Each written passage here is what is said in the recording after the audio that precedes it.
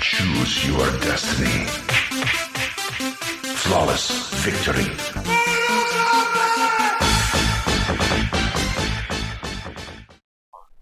What's going on, guys? LordKing here again, back with another Dragon Ball Super theory episode. Actually, this one's going to be a little bit different to what I normally do. So this one's actually, as you can tell from the title, this is the Yamcha theory that I've done a little bit of research online, and I've seen myself, and also I've seen a lot of other people basically talk about it, and it basically describes how Yamcha is going to be the key to this Universal Tournament coming up.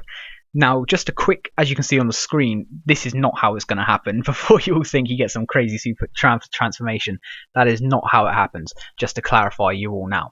Before I properly go into it, there will be spoilers for upcoming episodes, so if you do not want to see the spoilers, then please click away. As I repeat, there will be spoilers, so I don't want to reveal them if you don't like them.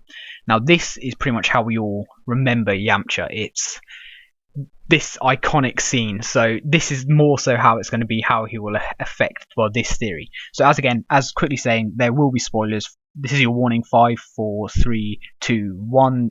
I'm saying it. As we all know, Frieza is meant to be coming back. We do not have an exact sort of clarification on what he's going to do or how long he's going to be in the actual series for.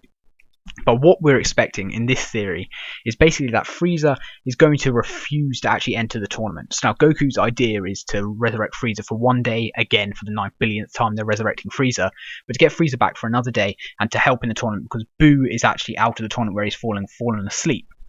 So now what the actual prediction is that the arc is going to start around episode 96, 97-ish, and then Frieza is actually going to say no to joining the tournament, and they're going to have almost no choice but to ask the people that they know, with obviously Boo being asleep and needed this extra person which Goku wanted in Frieza, so they only have pretty much one place to go, and that is with the mighty man that we all know as Yamcha.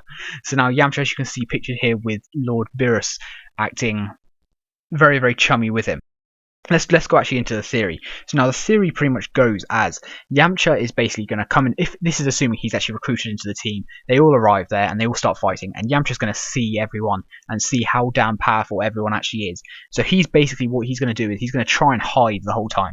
Now I don't know if you guys have ever seen WWE or WWF. I know I used to watch it a lot when I was a kid. There were times when people used to be in the Battle Royales or Royal Rumbles, and they used to go hide out of the ring or hide underneath the ring, because if you got kicked out but didn't go over the top rope, you weren't counted as eliminated. So they would hide, and then when the last man comes back in, they would then come back up into the ring and try and limit. I've got a little clip here coming up in just a second, so you can see exactly what I mean basically with that. As you can see here in the clip, the Miz actually came from underneath the ring and tried to eliminate Randy Orton. It didn't go as expected, but for this argument, this case, we have Yamcha basically hides away for the whole tournament, and then when he sees the last person gets eliminated, in this case it'll probably be Goku or Gohan, then he basically comes up from behind and pushes them out in some weird cheesy sort of motion. It wouldn't be the best sort of ending to the arc, but it is something that I could actually imagine happening, to be honest. Now there's another sort of thing where Yamcha could actually sacrifice himself. Now, as we all know, the sacrifices go a long way in Dragon Ball Z. As we all can see, Goku, one of the biggest sacrifices of all time, and Vegeta, one of the best scenes of all time, one of my favourite scenes, where he sacrifices himself for his kids to try and defeat Majin Buu. Now, these are the sort of things that could happen, where Yamcha basically, someone's about to take a blast to eliminate them off, and then Yamcha jumps in the way and actually sacrifices himself, but because he's not strong enough to sort of withstand the blast, he actually gets killed, and then the other person gets disqualified because there's no killing in the tournament. That is one way out, and then obviously the Goku and all that can then win the tournament, whoever's left. So that is something that I could imagine happening, Yamcha actually sacrificing himself to take a blast and end up getting killed, making the other person get eliminated. The other theory that is there of how Yamcha could affect this tournament is possibly, again, it revolves around the actual whole hiding sort of thing. On the screen again we have a nice image from the most recent version of the death pose. Another thing where he's actually hiding. So again, in the WWE sort of format, where we have these two sort of titans fighting at the end in the Royal Rumble, and then they both kind of actually eliminate themselves, where the double elimination, they both go over the top ropes themselves, and then basically everyone thinks the tournament is over, but Yamcha is actually still alive and still basically, well, obviously alive, but he's still pretty much there, just waiting or lurking away wherever he may be able to hide in this theory. I'm not sure yet, but wherever he may be able to hide. And then they realise Yamcha's actually still alive, and he's actually the victor of the tournament, as we saw in this episode of Dragon Ball Super, which was one of my favourite episodes actually. It was not too much happened, but it was hilarious. And this baseball episode where he ended up as the MVP. He was the guy that basically won the tournament for them so I'm not sure whether this could be a tip as to what he will do in the universe, the arc later on coming up. The best thing about this sort of ending would be, though, is that it would set up a later fight with Goku and Jiren, assuming those two are the last two fighters in the tournament, and then they both get double eliminated and Yamcha's the last one. It would keep the arc rolling, so they can do more series and things like that coming up afterwards. So it does kind of keep the ball rolling.